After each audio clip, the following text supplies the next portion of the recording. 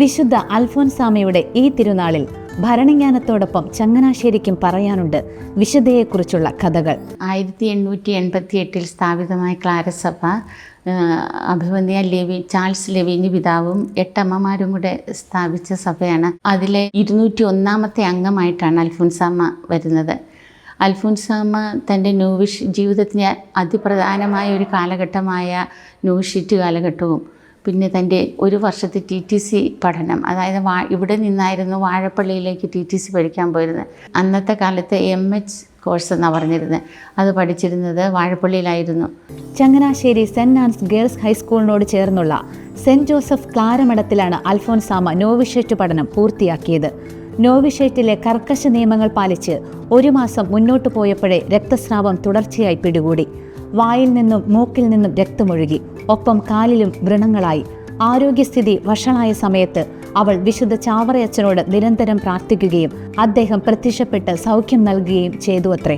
ഇവിടുത്തെ സിസ്റ്റേഴ്സും അൽഫോൻസാമയും ഒക്കെ ഒരു നവനാൾ ചാവറയച്ചൻ്റെ നവനാൾ ജപം നടത്തി. അതിലെ 9ാമത്തെ ദിവസം രാത്രിക്കാണ് അൽഫോൻസാമയ്ക്ക് ചാവറയച്ചൻ പ്രത്യക്ഷപ്പെടുന്നത്. ആ രാത്രിയിൽ അൽഫോൻസാമ്മ ഇവിടെ തന്നെ കിടന്ന് സംസാരിക്കുന്നത് കേട്ട് നോവിസ് മിസ്ട്രസ് നോക്കുകയും അപ്പം അൽഫോൻസാമ്മ ആരോടോ സംസാരിക്കുന്നത് കാണുമായിരുന്നു. അപ്പോൾ ആരോടാണ് സംസാരിക്കുന്നതെന്ന് ചോദിച്ചപ്പോൾ എനിക്ക് ചാവറയച്ചൻ പ്രത്യക്ഷപ്പെട്ടു രോഗശാന്തി തന്നു എന്ന് പറഞ്ഞു.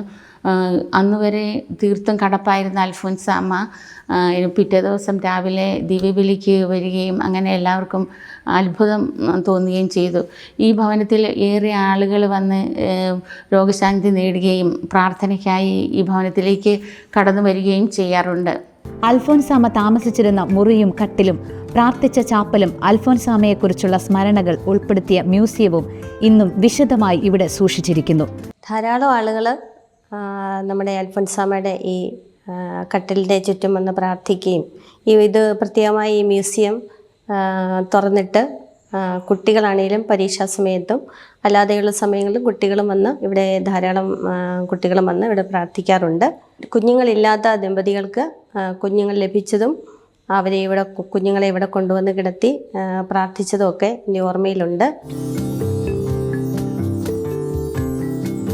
അൽഫോൻസാമ്മ രോഗിയായി കിടന്നപ്പോൾ കുട്ടികളാണ് അൽഫോൻസാമ്മയുടെ അടുത്ത് പോയി പ്രാർത്ഥിക്കണമെന്ന് പറയുകയും പരീക്ഷയിൽ നല്ല വിജയം നേടി അവർ ഉടനെ ഓടി വന്ന് അമ്മയോട് പറയുകയൊക്കെ ചെയ്യാറുണ്ടായിരുന്നു. അപ്പോൾ ആ ഒരു ഓർമ്മയിൽ അധ്യാപകർ കുട്ടികളോട് പറയുകയും കുട്ടികളിവിടെ വന്ന് പ്രാർത്ഥിക്കുകയും ചെയ്യാറുണ്ട്. ഞാനിവിടെ അൽഫോൻസാമ്മയുടെ അടുത്ത് പ്രാർത്ഥിച്ചപ്പോഴത്തേക്ക് എനിക്ക് പരീക്ഷയ്ക്ക് മാർക്ക് കിട്ടുമെന്ന് ഭയങ്കര പേടിയുണ്ടായിരുന്നു. ഇവിടെ വന്ന് അൽഫോൻസാമ്മയുടെ അടുത്ത് വന്ന് പ്രാർത്ഥിച്ചപ്പോഴത്തേക്ക് എനിക്ക് പേടി ആയപ്പോഴത്തേക്ക് ഞാൻ സ്കൂളിൽ ചെന്ന് നോക്കിയപ്പോഴത്തേക്ക് എനിക്ക് നല്ല മാർക്കുണ്ടായിരുന്നു. ഒത്തിരി സന്തോഷമായി. ഹോസ്റ്റലായിരുന്നു ഞാൻ നിന്നുകൊണ്ടിരുന്നത്.